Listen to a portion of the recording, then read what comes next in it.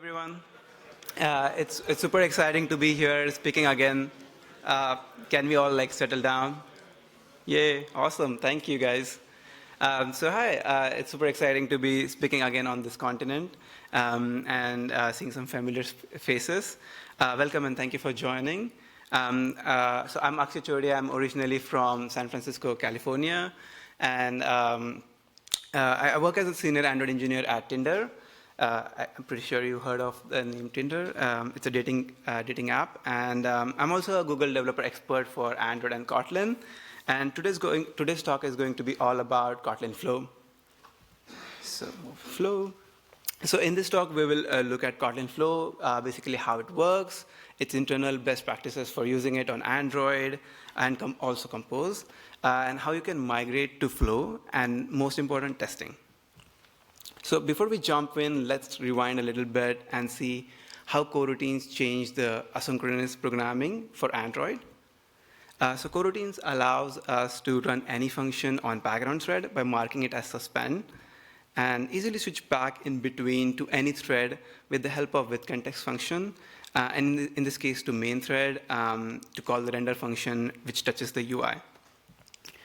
Basically, a suspend function can only be called from a suspend function or a coroutine scope. And the coroutine scope represents the scope of the coroutine within which a coroutine lives in. Each coroutine needs a scope to run in. And this scope is like it dies. When the scope dies, all of the coroutines running inside it are also stopped or canceled. So that's how coroutines work. And this scope, which we saw earlier, is generally associated to a lifecycle scope for simplicity. For instance, it's tied to the lifecycle of activity, fragment, app, or a view model on Android. And there are different scopes available. So for example, Jetpack library offers some predefined scopes like view model scope, which is tied to the lifecycle of a view model. So essentially, that means that it provides the magic of clearing the subscription, or basically the job, the coroutine which you have launched when the scope dies. So which in this case is that when the view model is destroyed, the scope is destroyed, meaning all your jobs inside that scope are also canceled or destroyed. And the launch function over here is used to start the coroutine. It will immediately launch your coroutine. And there's also async and defer, which return a future result. They are for different purpose, which we are not looking in these slides. That also means that the coroutines are hot in nature, which is also one of the reasons why coroutines are not a replacement, not a direct replacement for reactive streams. So basically, you can put it this way. A coroutine scope is kind of a subscription management system, which is associated to a lifecycle. And this concept is called as structured concurrency. And this is what makes Kotlin coroutines so powerful compared to other reactive libraries, and also helps developer prevent leaking their job or the subscription for their coroutines and stuff. So what is Flow? So Flow is essentially similar to a list or a collection.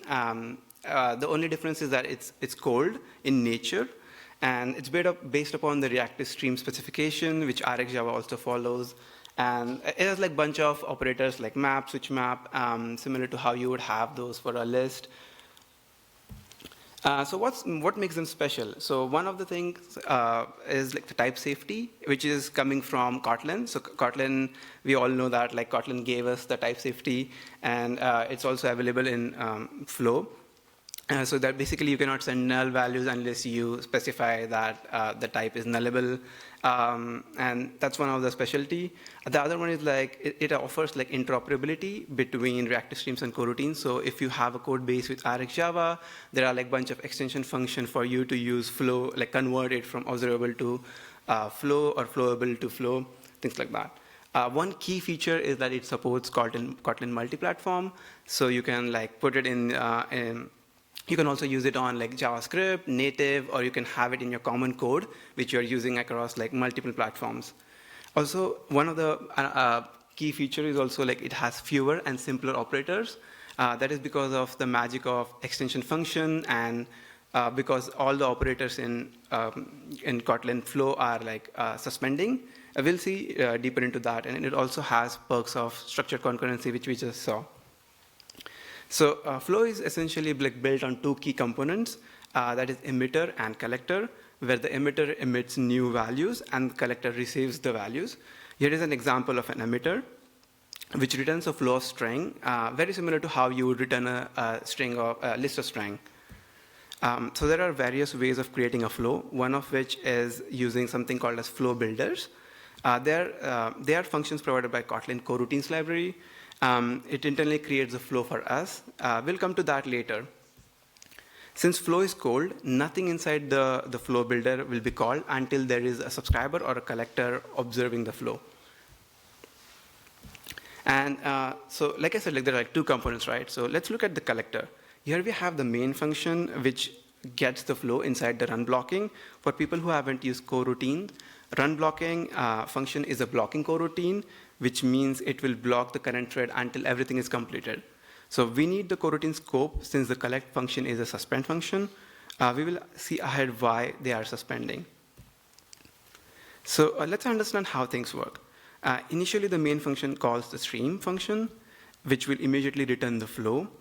And then we call the collect function on the flow, which essentially means we are subscribed to the emitter, and we are good to receive the values. And that is a signal for the emitter to start emitting the values sequentially.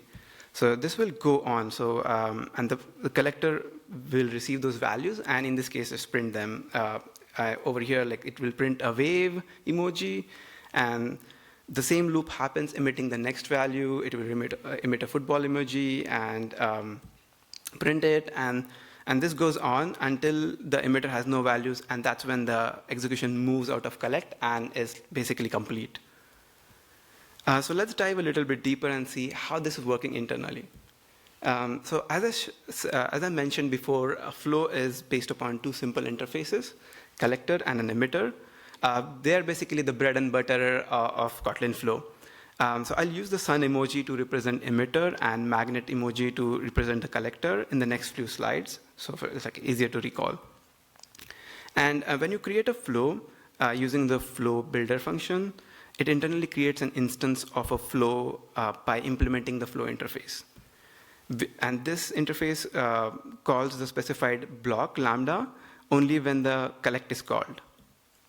And the collector block here is actually the emit from the flow, which we have passed to the unsafe flow API. And this is one of the steps how Kotlin Flow ensures the cold nature. And the emit, which is API of flow collector, internally uses channels to send the value. Note that there are like different implementation of collector depending upon the type of the flow. I just took like a simple one to explain the internals. So coming back, you can see the whole internal mechanism of flow is built on top of these two emitters, like just calling each other all the time. Plus, they're suspending, which allows you to use coroutines inside, which also gives you the benefit of structured concurrency. Not only that, the flow builder function is a suspending, so you can directly call any coroutine function inside the flow block, as we have seen that suspending functions can only call suspending functions, or a scope, of course. And that's done by the flow builder block by marking the lambda passed as suspend. The same applies to almost all the operators in Kotlin Flow, which allows them to run any suspending function in them.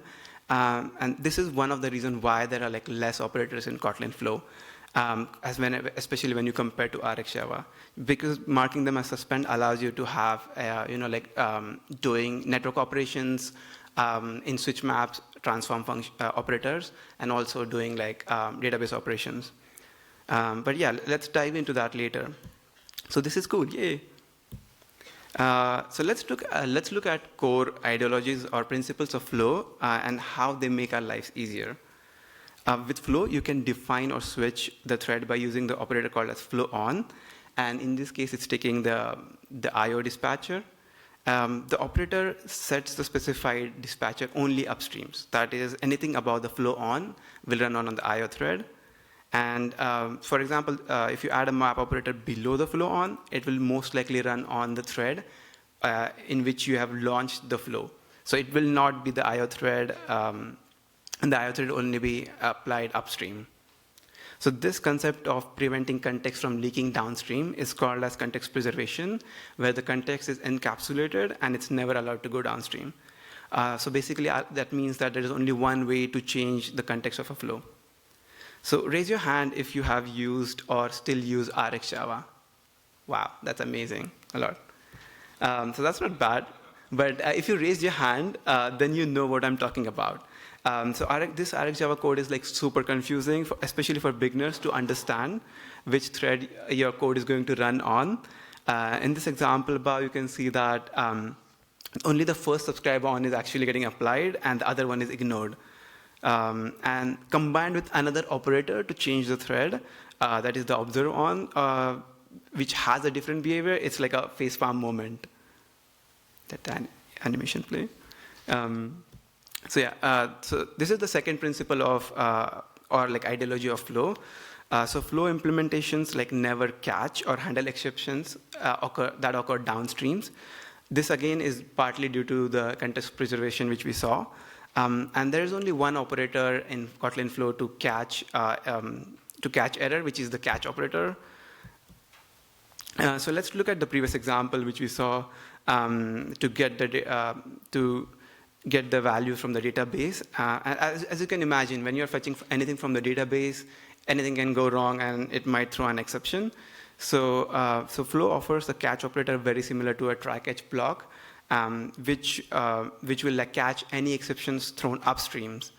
And the value emitted from the catch is actually received in the collect. That means there is only one single place to catch all types of cases, like either it could be success or failure. It just comes everything in the collect block, which makes it super transparent to handle all the cases. And the order of the catch operator matters because it only catches upstream exceptions. Which means if you had a map after the catch operator and it throws an error, you will crash your code. I would recommend to toss in like a seal class or something so you always cover all your cases and probably handle them in the UI. So basically, we saw coroutines, which is like suspending functions, and flow. It can get confusing, like when to use what for some people. So general rule of thumb is to use suspend for one-shot operations. That means like when you are inserting something into a database, you're doing a network call, suspend is your best thing. And use flow to get a stream of data which you want to like continuously observe on. Like for example, if you want to reflect your UI based upon the database, that's when you should use flow. And things like related to that, like when you basically want to update your UI on anything change when your data changes. So let's look at like internals of operators. So Kotlin Flow provides a bunch of operators to manipulate your data stream. There are actually, like I said, less number of operators because of extension functions in Kotlin, and since all operators are suspending. So you imagine you have this flow of string with names of national parks. These are the national parks which I like, by the way, some of them. And we are applying operators like filter, map on this flow. And so let's look at an example. Let's look at the filter operator over here. And internally, this is the internal implementation of the filter operator. It's pretty straightforward. It actually just emits when the predicate which you have passed is true. Though the interesting part here is what's transform and emit doing here, and where are they coming from? So the transform is an internal API, which is actually creating another flow. And when it like creates the flow and on collect, it actually applies the predicate which we have passed, which is like this ensures that each operator in Kotlin Flow is cold in nature, and like in general, like making Kotlin Flow a cold in nature. Now coming back to our flow of national parks with the knowledge of internals in mind, it's clear that each operator except a few like flow on hold a reference to the previous one, and also the first operator cannot hold the reference to the previous one, of course. So it internally creates like a linked list of all the operators. And this is how Kotlin Flow ensures that the context of the upper streams cannot affect the lower ones. This is what we saw, like this is the context preservation. And the data emission continues to happen from top-down, bottom fashion. So, well, we saw that flow are cold, and I've said like multiple times, and they aren't executed until they are collected.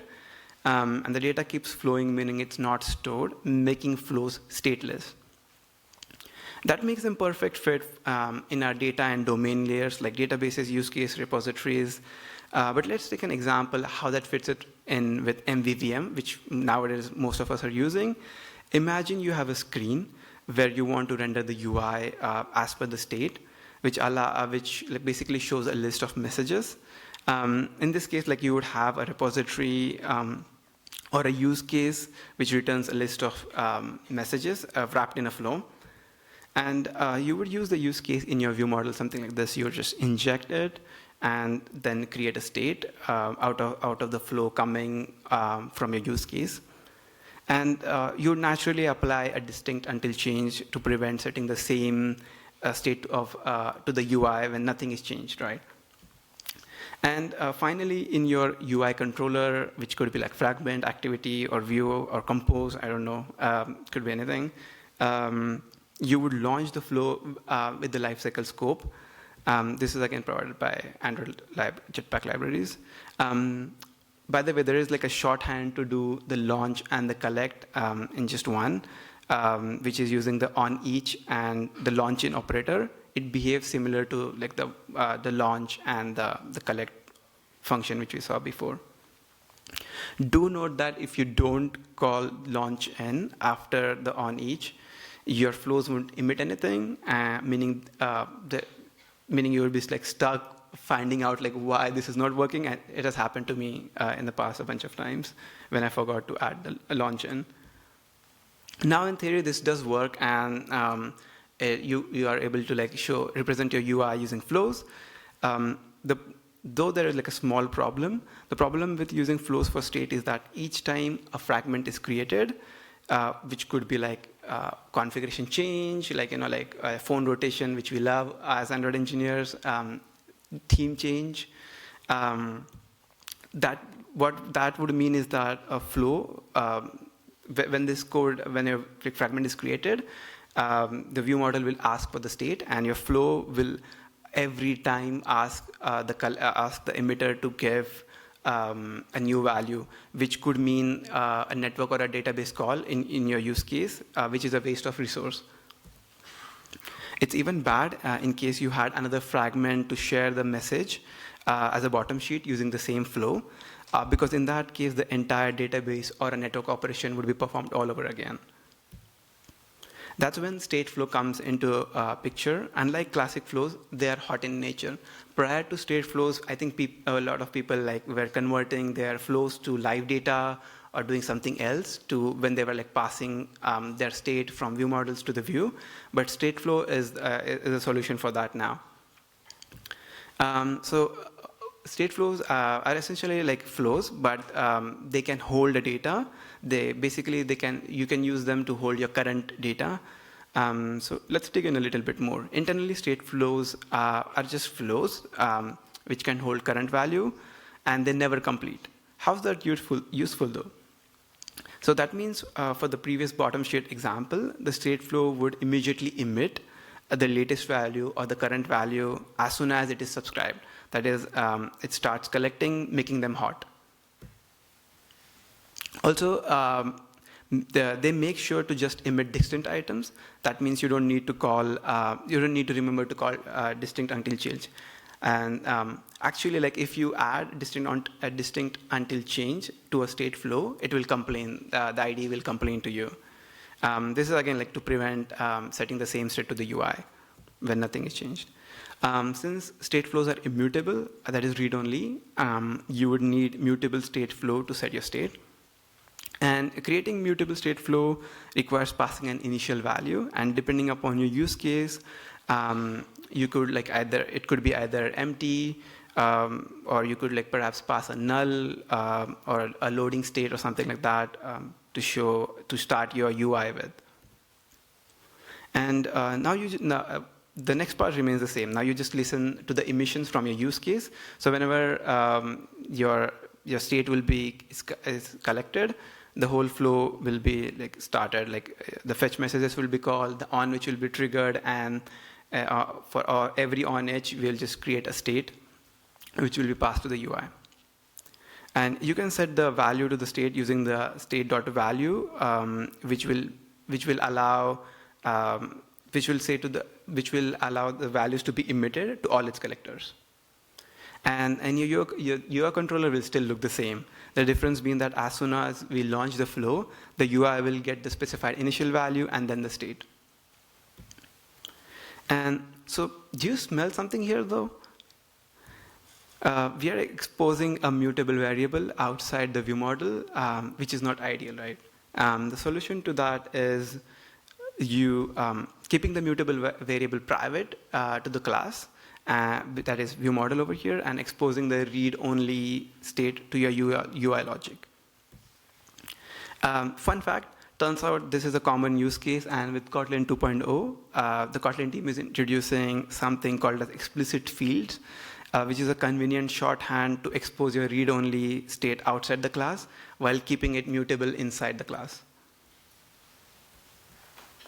There is similar to stateflow, there is another hot flow, which is shared flow. This is a more niche hot flow, and mostly, I think 90% of your use case would be satisfied by using just the state flow. But there are some small cases where you would want to use shared flow. So as we saw, state flow actually can hold a value, a current value. Compared to that, shared flow can hold a list of values in the form of replay cache. And actually, Stateflow internally uses shared flow with a fixed replay of 1. So that means it only shares the current value. So similar to Stateflow, shared flow can be shared among multiple subscribers. It remains in the memory forever, even though they are not subscribed by any subscribers. So it also gives you ability to configure how many previous values you want to be emitted as soon as the collectors are subscribed. Unlike Stateflow always gives you the current value. Shared flow, you can specify 2, 3, any number as much you want. So this makes them perfect if you want to emit and collect repeated values like user actions, events broadcasted throughout the app. And similar to Stateflow, there is also mutable shared flow, which allows you to emit an item to the flow. And there is a lot more to the shared flow, like replay value, buffer mode, etc. And there's also an easy extension for Stateflow to convert a flow to a state flow and a flow to a shared flow, which is making them changing them from cold to a hot. But yeah, since to avoid this talk getting run over, we're just skipping that, just trying to stick with the core logic.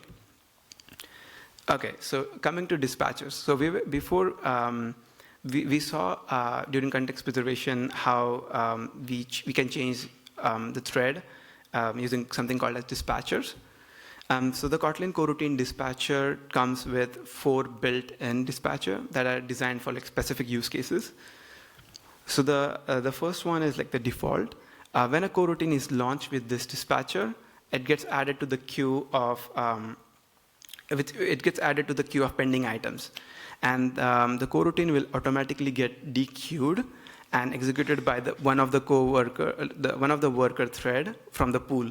So whenever it's added in the queue whenever you launch one, and the Kotlin coroutine dispatcher system will find the pool, which is the thread which is available from the thread pool. And so basically this dispatcher is good choice for most background tasks that are not tied to any IO operations. And then there is like a special one for I/O. So the dispatchers.io dispatcher, on the other hand, is designed for usage with coroutines that perform blocking I/O operations. These type of operations can take a long time to complete, and if they were performed on the main thread, they would usually cause an unresponsive UI in the app. And then we have our infamous main. So this is the dispatcher main. This is designed for use with the coroutines that operate on the UI. So these type of operations are required to be performed on the main thread, which is because Android UI toolkit is not thread safe. And then we finally have this like a wildcard. It's the unconfined dispatcher. So basically, this says that your coroutine is not confined to any specific thread, meaning that when your coroutine is started, it will run on the thread which started it, and after that, whenever it is resumed, it will run on the thread which resumed it. So it doesn't have like a specific type to it. So we should use dispatches.unconfined when we do not care where the coroutine will be executed. And it's a good choice to avoid the dispatcher in production code, as it can make our code less predictable and may lead to even unexpected errors. Generally, you should avoid just using the unconfined one unless you know what you're doing. So we saw most of the best practices while looking at Stateflow example. Let's remember that these are recommendations and learnings what we saw and use at Tinder, and also what Google recommends.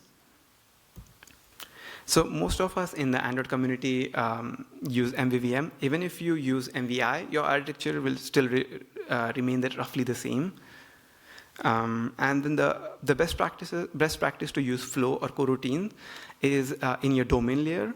And in your view model, you would convert that flow or coroutine to a state flow and use that state flow in your UI controller to render the state. There is a small problem with flows in our UI controller, though.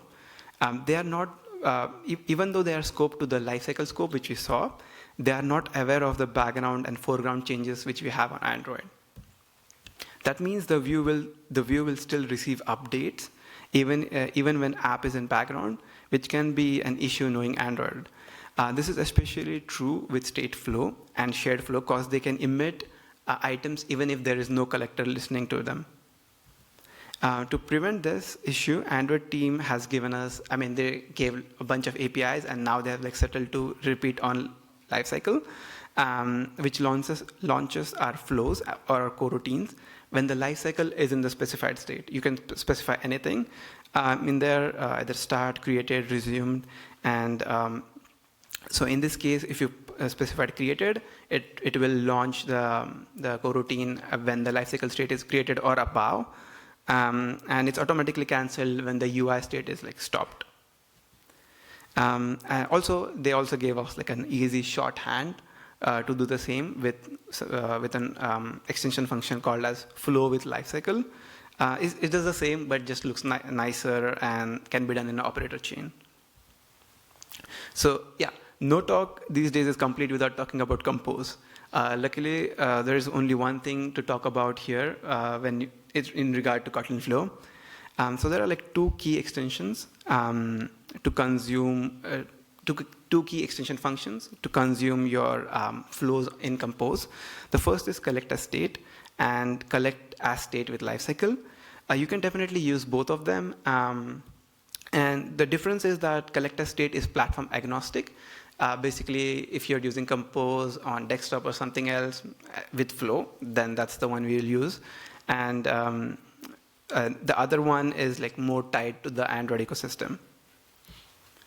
And so also, you can still use collect as state, if you don't want to use collect as state with lifecycle, but it's not recommended on Android, and it's not the safest way, as we saw before the issue with pause and stop. And so the collect as state with lifecycle is actually the same as flow with lifecycle, which you would use on XMLs. So this is one of the coolest thing, and I love it a lot. Flow provides an amazing API to convert any legacy callback-based API to a flow. We use this in our code base quite often. So one of the examples from our code base is that, let's say you want to listen to text changes on edit text. So you would create a function where you would update your UI whenever there is whenever the do on text change is called. This is the callback which is provided by edit text. I think it's like core KTX dependency or something where it's coming from. And then with this, you also need to make sure that you remove this listener when the UI controller is destroyed. For example, when the activity is destroyed. So Flow provides an amazing API called as Callback Flow. And in there, you can write the legacy listener, which you have, that is aka our callbacks, and emit a value each time the callback is triggered, which in this case, like whenever the text is changed. But you also need to remove the listener, right? So Flow provides an API for that too, which is await close. So you can use this function await close, which is called when the flow or coroutine is cancelled, where we can like safely remove the listener. So let's look at how you can migrate from Rx to Flow. The goal here is to not tell you to go next moment and migrate your code base. I mean, that would be really good if you could do that. So like I said in the beginning, like Flow and Rx actually follow the same reactive stream specification. So in theory, it's like easy to convert Rx to Flow and the reverse actually. So there are like two ways to convert. First is to refactor your Rx implementation to use Flow. And sometimes that's time consuming, and sometimes you just want to switch just the type, like the Rx type to a Flow. So you can like gradually move your code from observable to Flow. In that case, you can use the as Flow extension, which allows you to change flowable or an observable to a Flow. Same can be done to convert Flow to observable or a flowable when you need it. So here's like a quick terminology cheat sheet which I have put together. Use this chart as a reference when you're new to coroutine world or working on migrating from Rx to coroutines, or the reverse actually. If you dive a bit deeper, the asFlow function actually uses the callback flow, which I just showed, to convert the observable to a flow, which is so cool. There also, like if you're like stuck with RxJava 1 and you want to migrate away from it, I would recommend to migrate to Kotlin Flow rather than migrating from RxJava 1 to 2 or 3.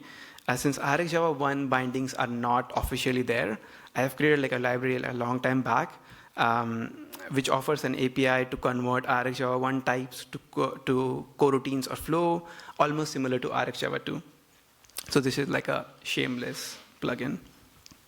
Okay, now to everyone's favorite topic, which is testing. So testing flow or coroutine is pretty easy. So let's take a simple flow of string where we want to test if this flow emits the expected value. So first step is to use coroutine test rule, which allows to set test dispatchers for all the dispatcher types like IO and main, allowing you to run your tests immediately and synchronously. And then we start with like writing the test function, and here you use the run test coroutine scope because we want a test to wait till all the coroutines are completed. Finally, you just call collect to list, so the entire flow emissions are collected to a list, and you can just assert if the items are as expected. Though you need to be a bit careful with dispatcher, since Kotlin coroutine library doesn't actually have a static function to switch dispatchers in your thread. So Rx offers like a static function to change all your schedulers to test ones, but Kotlin dispatchers doesn't have that. So let's look at the best practice to set this up. So the first step, before you even start using coroutines or flow in your code base, is creating a wrapper interface which allows you to inject dispatcher and swap it during test. So you would do it something like this. And then the implementation of the interface will actually delegate to the actual Kotlin dispatchers. And taking the previous example of the view model, you just inject this dispatcher interface in your view model and use this instead of the actual Kotlin ones. And your test would look something like this, where you override the dispatcher for your view model to use the test dispatchers. Thank you for being with me and on this massive knowledge transfer. There's the QR code link if you want to give like some feedback for the slides. Yeah, thank you.